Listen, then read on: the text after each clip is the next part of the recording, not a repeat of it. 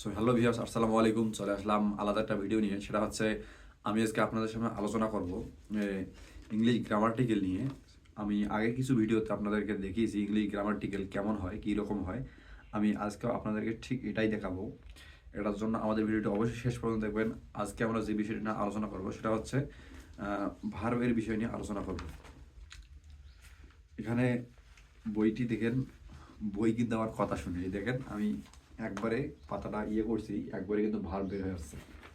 So দেখেন এবার আমরা এখানে করব সিম্পল ভার্ব আর হচ্ছে কনজাংটিভ ভার্ব। সিম্পল ভার্ব কোনটা, আর সরি কনজাংটিভ না, এটা হবে কাউসাটিভ ভার্ব। কোনটা সি কোনটা সিম্পল ভার্ব আর কোনটা কাউজাটিভ ভার্ব, সেটা সেই বিষয়ে আজকে আমি আপনাদেরকে শেখাবো। সাক মানে স্তন্যপান করা, অর্থাৎ আমরা যারা শিশু আছে, শিশু যারা করে মায়ের দুধ পান করে, ঠিক এটাই বোঝা যাচ্ছে সাক মানে স্তন্যপান করা।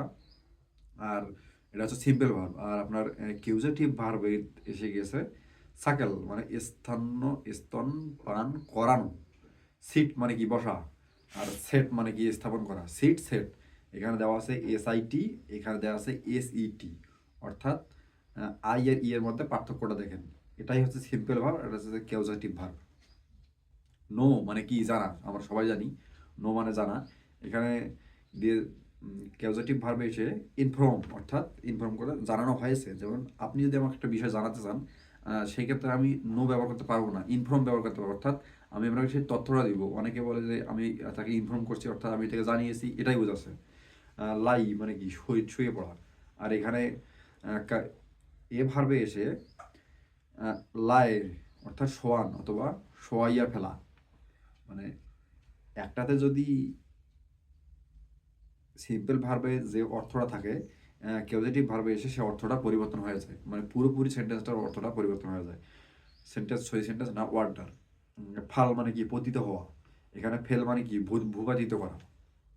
ড্রাইভ ড্রাইভ না সরি ডিভ মানে ডুব ডুব দেওয়া, এখানে ডিপ অর্থাৎ এখানে DIV ডিভ মানে ডুব দেওয়া, আর DIP মানে ডুবানো। অর্থাৎ এখানে দুইবার অর্থর যদি অর্থর দিক দেখে দুইবার ব্যবহার করা হয়েছে, আর এখানে একবার ব্যবহার করা হয়েছে। রাইজ মানে ওঠা, আর রেইজ মানে কি ওঠানো। প্রফেশনাল ভার্ব আর গ্রুপ ভার্ব, কতগুলো ইন্ট্রান্সিটিভ ভার্ব রয়েছে যেগুলো এদের মধ্যে কোনো না কোনো প্রিপোজিশন গ্রহণ করে, অর্থাৎ ট্রানজিটিভ রূপে সেন্টেন্সে ব্যবহৃত হয়। এদেরকে প্রিপোজিশনাল ভার্ব বা গ্রুপ ভার্ব বলে। ফর এক্সাম্পল, আমি আপনাকে এক্সাম্পল দিয়ে বুঝিয়ে দিচ্ছি। সো আপনারা বলবেন যে আমি কোথা থেকে বুঝাচ্ছি না বুঝাচ্ছি। এই দেখেন আমার বই এখানে দেওয়া আছে, আপনারা এখান থেকে চাইলে দেখে নিতে পারেন।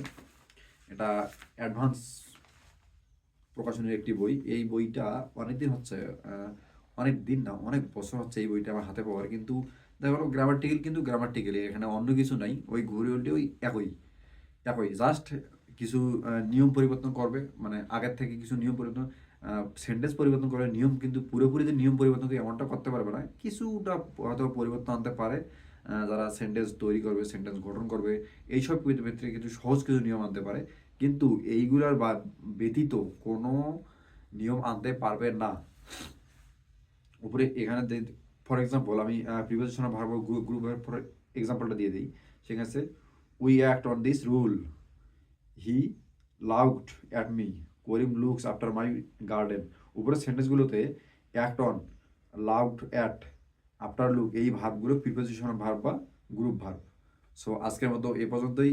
দেখা হচ্ছে পরবর্তী কোনো ভিডিওতে। পরবর্তী ভিডিওতে আলোচনা করবো, সেটা হচ্ছে কপুলেটিভ ভার্ব, অর্থাৎ অসম্পূর্ণ অকর্মক্রিয়া।